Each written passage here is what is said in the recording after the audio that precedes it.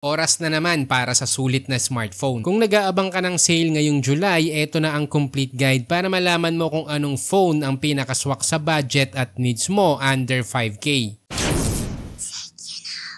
Eto, importante ito. Para kanino nga ba ang mga smartphone na under 5K? Well, kung kailangan mo lang iPhone na kaya ang basic tasks tulad ng text, call, data browsing, social media, music streaming, pang YouTube, pang occasional na photos at videos, or pang online shopping, or kung gusto mo ng gamit sa school or online class apps. Hindi man ito pang heavy gaming or high quality camera shots, okay na sila for everyday use, lalo na kung tight ang budget mo. Ito yung 5 smartphones na pwede mong mabili. Una, nandyan ang Poco C71. Under 5K, ang pinaka-highlight nito ay yung chipset dahil naka-Unisoc T7250 which is angat siya sa karamihan. Mabibili mo ang 4GB at 128GB storage sa presyong 4,499 pesos. Ito naman yung nag-number 1 sa DxOMark pagdating sa camera sa under 5K na budget. Walang iba kundi ang Redmi 14C. May 4GB RAM din at 128GB storage. Makukuha mo sa presyong 4,379